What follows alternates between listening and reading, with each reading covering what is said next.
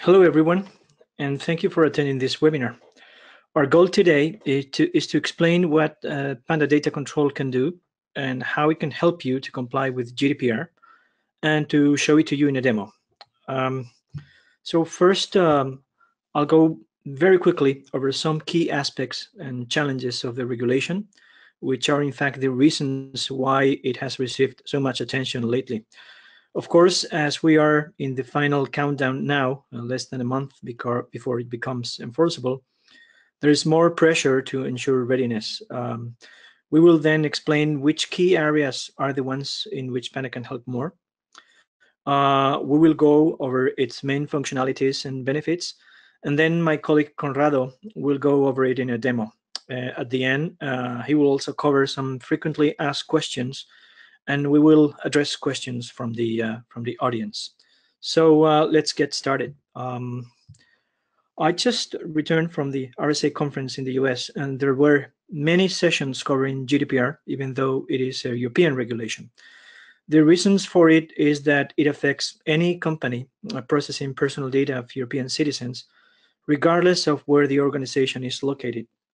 Also, the notification requirements imposed on companies affected by a breach, which can be hard to comply with, and especially the serious sanctions in case of non-compliance, which are 4% of turnover up to 20 million euro. So all this has made GDPR one of the key themes of the conference.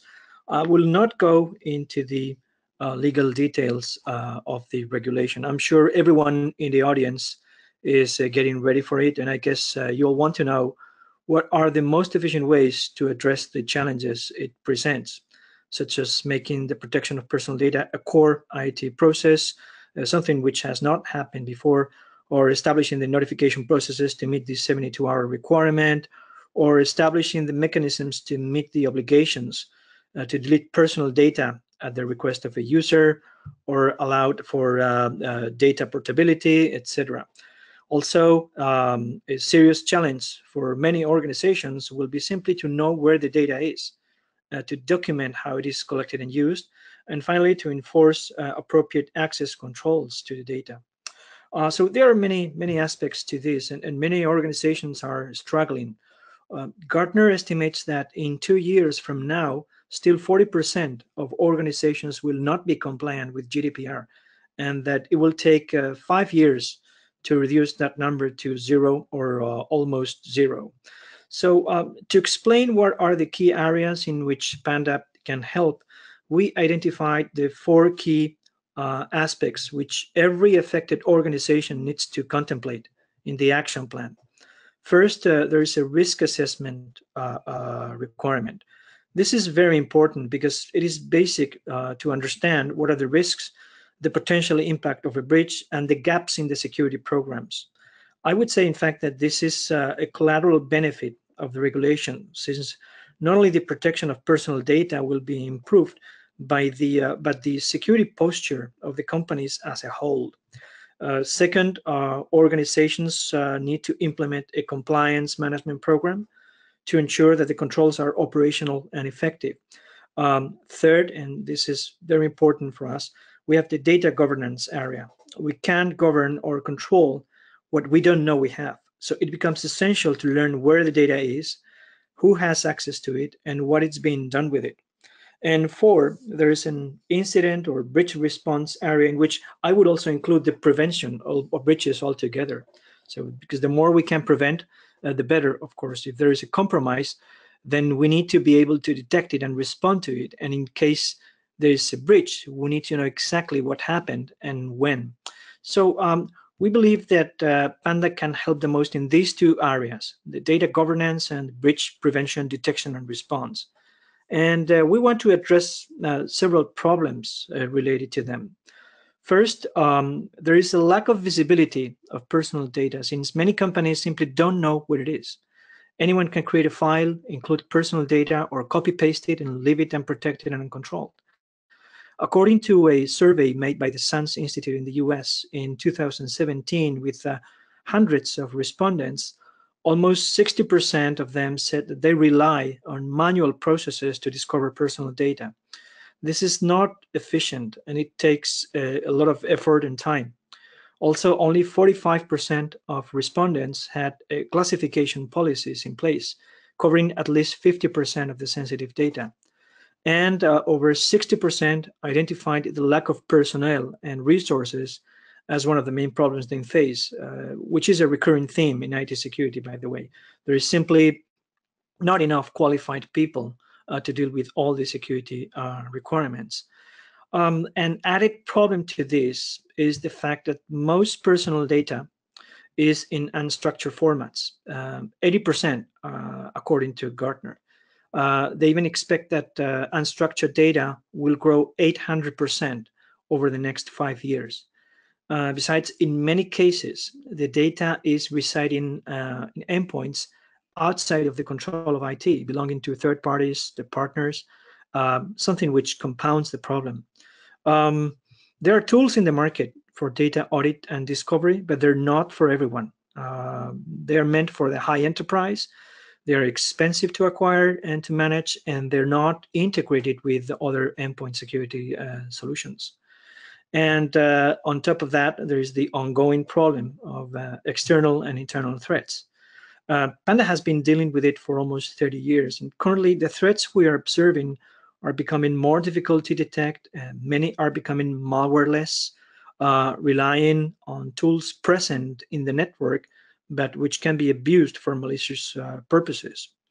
Insiders pose a big risk as well, since they can produce the most damage. According to some statistics, 60% of employees who are fired take some company data with them. And 25% of those who leave a company maintain some form of access to the systems of their previous employer. So if we add these problems all together, we can understand why so many organizations will have difficulties complying with GDPR and will be unable to control or govern their personal data they handle. So what Panda offers is an integrated solution. First, with Panda Adaptive Defense 360, it provides prevention, detection, and response. All are under the same architecture and same agent, together with some unique services provided by Panda. Panda Adaptive Defense 360 is based on the continuous monitoring of all endpoint activity with visibility of real-time and historic events. The monitoring capabilities allow for the 100% attestation service and the threat hunting and investigation service, which are included in the license. The 100% attestation service ensures that all executable processes are classified by Panda automatically or manually by Panda's analysts. And the threat hunting and investigation service discovers attacks which are not based on malware files, and it provides also all the forensic evidence of the attacks. But today we will focus on the new Panda Data Control module. Panda Data Control is designed to discover, audit, and monitor personally identifiable information in unstructured documents, be it at rest, in use, that means operations made on them, or potentially in transit, so measuring the risk of exfiltration across endpoints and servers. It is an add-on module of Panda Adaptive Defense Solutions, and it does not require to deploy any additional infrastructure, agent or server. It is 100% cloud-based. Its functionalities are integrated then into the same agent used by Panda Adaptive Defense. So let's look at its functionalities in more detail. First is the data discovery. Panda Data Control uses machine learning techniques to discover personal information in unstructured files, so Office, OpenOffice, PDFs, TXTs, etc. And this information is ID numbers, social security numbers, passport numbers, emails, names, bank accounts, credit card numbers, telephone numbers, etc. We are expanding the breadth of this type of data. Since the formats used in every country and language are different, we're gradually introducing the module on a per country basis. Right now, it is available in Germany, UK, France, Sweden, Spain, Italy, Portugal, and the Netherlands.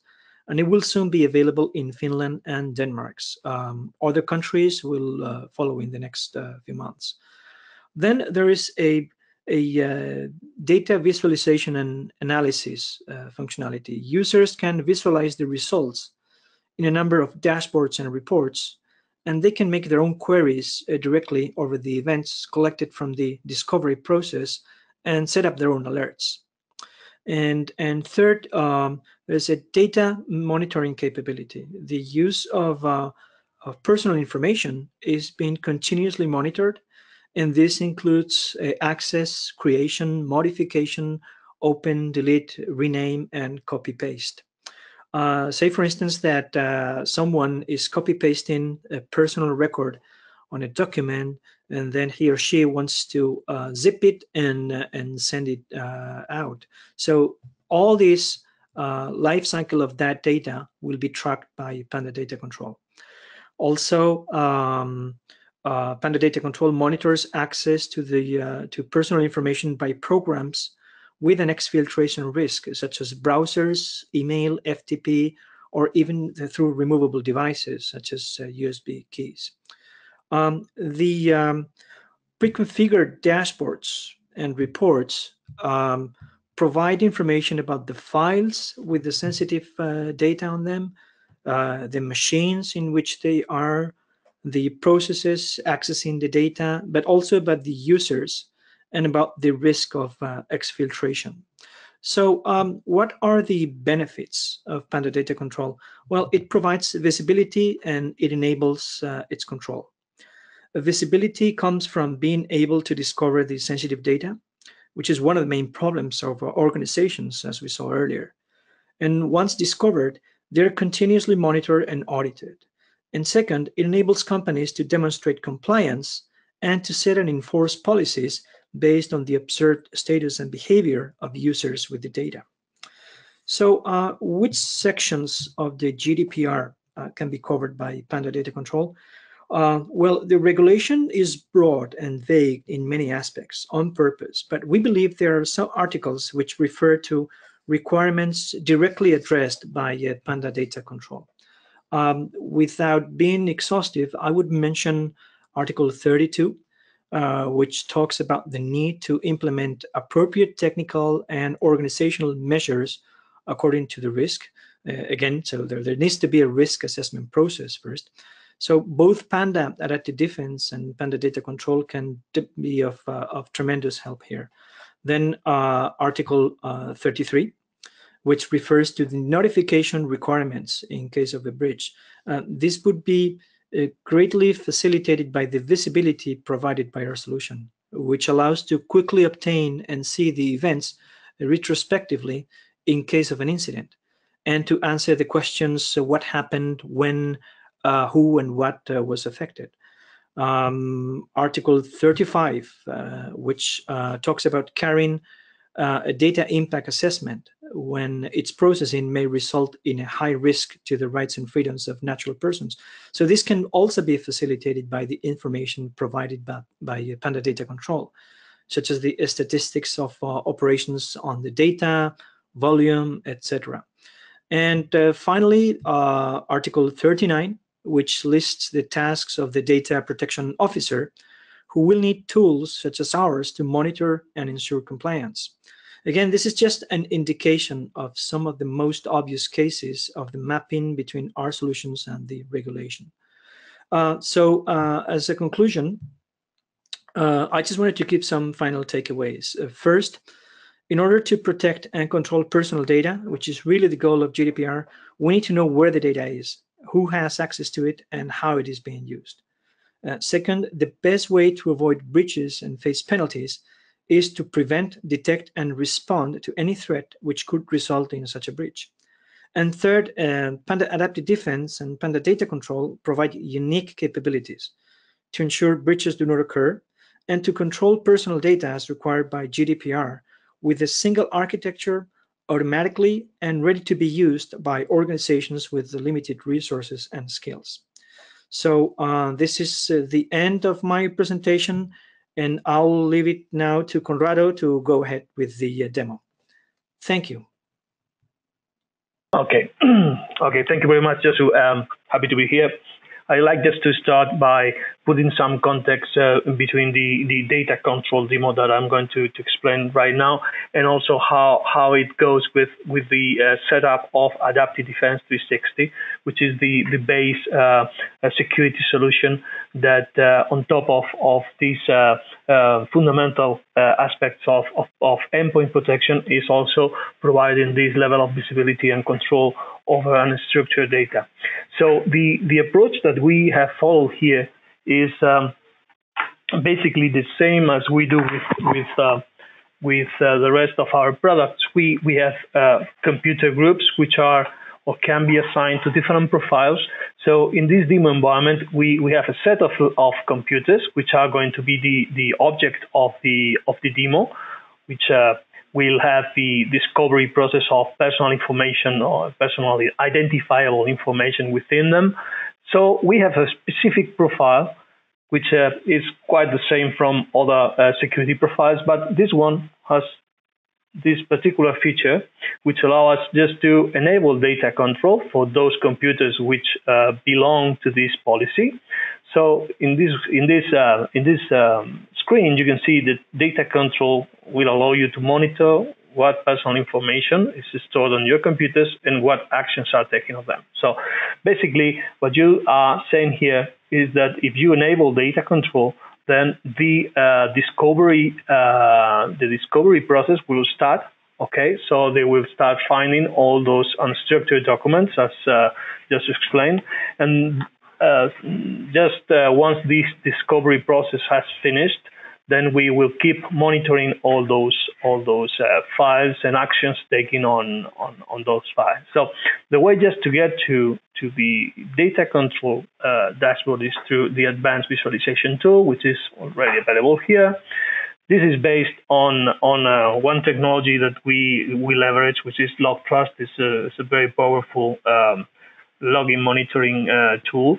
And on top of this, we have this application developed by Panda, where we can take control. We can have full visibility and statistics and different very useful information about how the discovery process and monitoring process of these files, containers of personal identifiable information, and we're going to get into this first one, which is files and machines with PII. So in this dashboard, we can have full access to the information stored in the cloud. And first, we can establish the range of the queries. Okay, so we can put this context as well. So in this case, we want to check all those personal files identified from the 1st of April to now. Okay, so what we have here is a general view with this nice to see, this friendly graphics that represent how the machine name, user, operation, and extension of these PII files are scattered through our computers, which are being monitored by Adaptive Defense and data control. You can you can go deeper, and you can get into the very information that we store, the operations, the kind of files. Then you can go back. You can also download the result of this query. Then we have the distribution of personal identifiable files by extension. Okay, you see here this number of extension, which are the ones that we currently monitor, which PII files were open, which file name, on which machine name, and we also keep track of the count. Okay, the number of times this file name was open on this machine. Okay, we have full representation and full statistic information about that. Then we have files reclassified to not having PI. Maybe one file is in the initial process is tagged as a PII container, but after some manipulation, perhaps all the personal information was removed. So we also have keep track of this change. Okay. Then you have all the files reclassified here. Okay, from which machine IP, which file name, and the count. Okay. Now we have also machines containing personal identifiable information, the most active machines. Perhaps you should pay attention to these laptops if you want to take control of those personal information files in those endpoints. Also, top 10 machines with more exfiltration operations. Okay, this is also something quite useful in terms of knowledge where your information, your personal information is going to. Also machines which are affected by malware. This can be representative of something wrong regarding especially machines containing personal information files, which are being compromised and suspicious of being exfiltrated. Okay. And also we have control of those processes which access to PII files. So we keep track on personal information files extension, but afterwards we are checking or we are monitoring a number of processes, okay, which can have access of these files and then the operations, okay. So we have full information here just to dig in. Also about malware processes, accessing PII files, we involve Office, the distribution of processes by category. You see goodware, malware, monitoring, and suspicious. This is an internal category that we use in Panda. As you know, we provide a 100% attestation service, which allows us just to state clearly that something is goodware or malware. There's no space, there's no room for doubt, and those which are in the process of being classified, they are either in the monitoring classification or suspicious, but at the end they will end up in one of these two categories. Okay. Then we have user operation on personal information identifiable files. Okay, which user access from which device type, performing which operation and how many times on this kind of files. This can be something that you can investigate. Perhaps one particular user is taking control of or using one PII, which is specifically a big container of personal information. Okay, so perhaps you should pay attention to that, or whether this for instance, this user made a copy and paste operation on this particular file. Then you also have the calendar of user operations and removable drives. This can help you in an investigation. Imagine that some kind of exfiltration is detected, and you need to provide the evidences or when how this incident happened. You have all the historic logs just to have a retrospective view on the calendar, just to investigate. Okay, which is something which is also related to the regulation. Also, which users are involved in exfiltration operations. As you can see, you have full visibility of all actions carried by which users on which computers at which particular moment, and so on. And the type of operations, distribution of types of operations in PII files: open, create, delete, rename, copy and paste, and the distribution of operations in removable devices. Okay. Now the third one is the risk of PII exfiltration. Here you can see the number of operations with files at risk of exfiltration. In this particular period of time, we have this one. The operations with file at risk of exfiltration and infiltration. And also the top 10 largest files at risk of exfiltration. Okay, so you can check these files containing personal information. This is the result of the discovery process. And then you also have this useful information in which machine IP, the name of the machine, Also, the size of the document. Perhaps a big document represents a higher risk of exfiltration. And these are the out-of-the-box applications that are available with data control. Of course, with this tool, you can also create your own queries. Okay, you have this specific table from which all these dashboards come from, and then you have all this information in real time, where you can, for instance, check for different kind of informations going on. Okay, you can select open, create, delete on demand.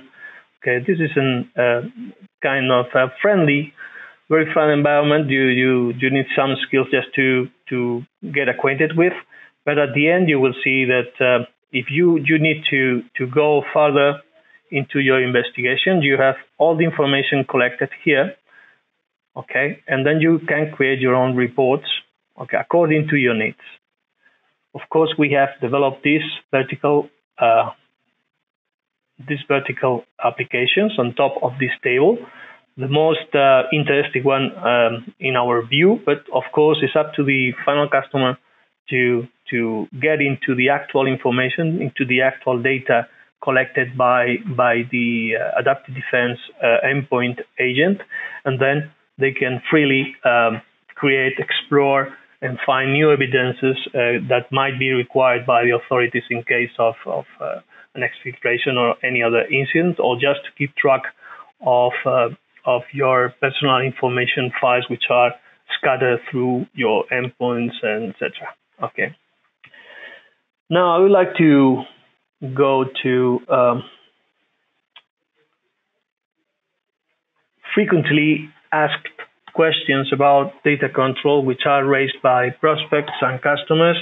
Like Alicia said, if you have any other questions, she's taking note of all of them. But these are some of the questions that commonly the users are raising. The first one is, do you upload in some way any personal containing information file to the cloud for processing? The answer is no. What we do is just we scan. We are looking into the files locally, and then we tag the information. We say, okay, this file is a container of personal identifiable information, but for that process, no upload of files is done whatsoever. Okay. Now, which document formats are related to the discovery process? This was already covered in the prior presentation, but you see TXT, PDF, ODF, all that kind of documents where most likely this information can be stored. About which actions are monitored on file tagged as PII containers, I think we also saw it on the dashboard and also on the presentation. Open, copy, paste, rename, delete, etc. Another one which is also quite interesting is what is the performance impact of the initial discovery process. Okay, there's an initial discovery process which is going to browse all the laptop, all the disks where this information is, looking for these files, and the impact is low because that process is a low priority process. So the impact is very low on the initial discovery, and then afterwards we only focus on the deltas. So the changes are new files that can appear in the disk. Okay. Another objection or question that some customers make quite often is, okay, if I have all my instructor information in a central server, I have access control measures on it, and I have full control of who is accessing or not, why should I need data control? So the answer of the reverse question for that customer is, are you 100% sure that you have your files under control? Are you completely sure that no one access to that repository took some information out and put it into a text file on an email or whatever? If the answer is yes, okay, go ahead. But most of cases, they understand the problem. Okay. the value of data control is that it's going to help you to identify these unknown files which are already on your network. Okay. And the last one is how do you differentiate from a DLP solution? Okay, that's another very interesting question. We do not protect in this sense. We protect. We provide security protection, but in terms of PII files, what we are doing here is just to let you know where this information is, and we are going to do the follow-up. We are going to monitor this information. We are going to give you full track information about what's going on that particular sensible files. But we are not going to provide you with a solution that is going to block or control or set rights access to these files. That's the scope of the solutions, and we are in this other part of the field. Okay, that's okay. I think I have more questions here. First, part. Okay, data control is a part of adaptive defense, or can we have it as a solo product with, for instance, endpoint protection? Okay, that's a question that is under discussion right now in part of management. I've heard that perhaps it could be interesting just to provide the solution as not as an add-up or as an add-on on top of adaptive defense, but maybe we will know shortly, because they are very actively thinking about how to put this into the market. Okay, and that's one option, of course.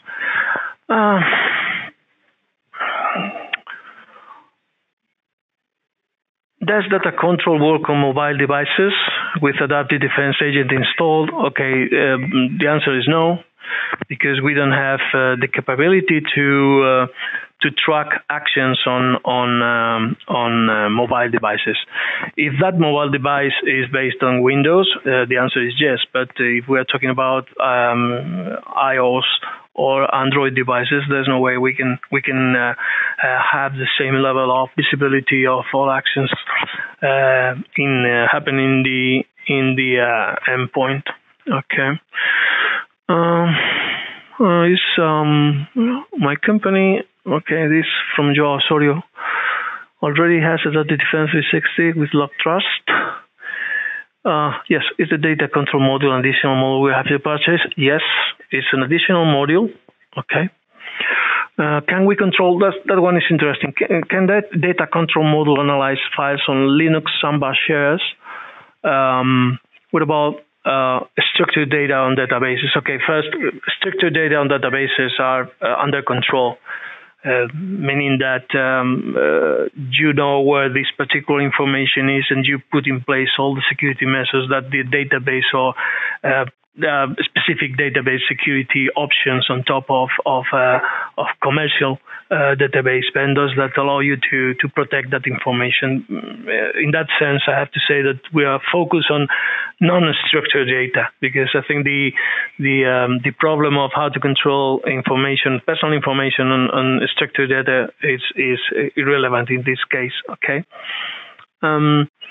This one is also interesting by Cohen to know why data control is not available in Benelux. Okay, we are having a lot of questions like this, and the answer is that because of the complexity of the rules, the regular expression, the machine learning algorithms that we have to put in place just to avoid false positives. You have to imagine that, or you have to have in mind that we even have to incorporate or include into our machine learning algorithms information like maps, okay, street names, books. We have to differentiate between a character in a novel and a real name. Okay, so it's quite complex. Takes a lot of effort just to apply the localization of data control. But in the following months, more countries will be capable to use it. Okay.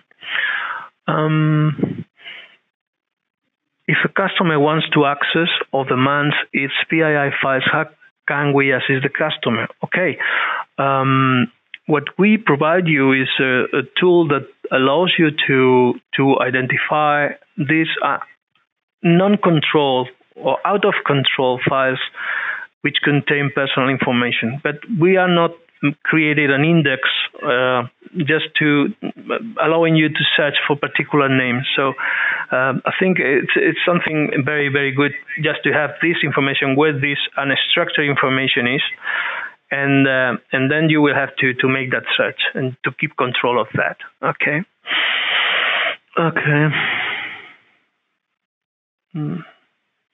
When we can have demo to our clients, okay, you can. I'm not sure if you're a partner or a prospect customer.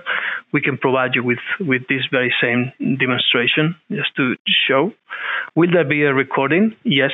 After the webinar is over, you will have see this and to watch it in a few days. It will be available. Okay. Okay. I think there are no more questions so far.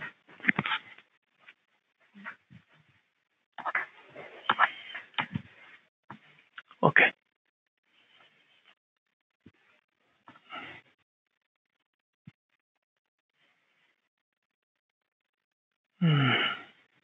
Okay, I think we have covered.